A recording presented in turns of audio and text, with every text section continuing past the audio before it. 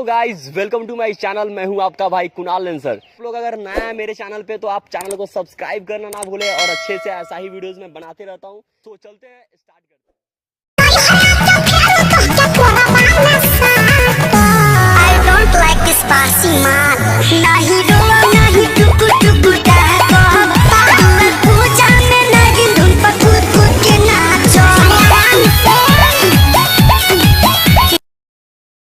ए सुना तारू। हाँ बोला। अपन भाई से कहा ना कुछ दिन यहाँ और रुक जाने के लिए। क्यों इतना प्यार करते हो मेरे भाई से? अबे प्यार व्यार घंटा करे नी। हमार भैंस के बच्चा मर गल बा आ तोर भाई काला बा। इस सारवा रुक जाए तो कम से कम हमार भैंसिया एकरा के देख देख के दूध तो देते रही। लेंसर भाई बोल का भैल। रुको, इतना रुपया तो चुरा लेनी लेकिन गिनाई कैसे? अरे काहे टेंशन ले होता रे, कल अखबार में आई अपने पता चल जाई। हेलो। हाँ बोला। अरे फोन की थी? हाँ तो फोन उठाते ही काट क्यों दी? अरे कुछ पैसा के काम रोलो।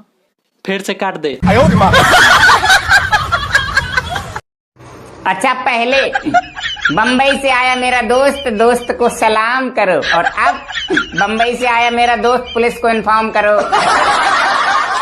चलो लेंसर बाबू खड़ा होका, ई बतावा भारत के राष्ट्रपति के हवे? रामनाथ कोविंद। सर दाल भात सोबिन। ए पार्टनर का पार्टनर? देखना, रेलवे के तैयारी कैनी, बिहार पुलिस के तैयारी कैनी, आर्मी के तैयारी कैनी, सब में फेल हो गईनी। अब का करी रे? जो चाका की तैयारी कर ले पाछो जीबे। सुना था जब भीषण गर्मी पड़ेगी तो कोरोना खत्म हो जाएगा। लग रहा डर्मीकूल लगा के घूम रहा साला।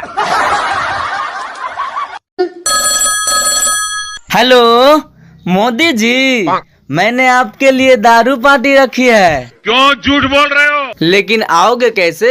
लॉकडाउन की जो समस्या है। अरे हम तो फकीर आदमी हैं, झोला लेके चल पड़ेंगे जी।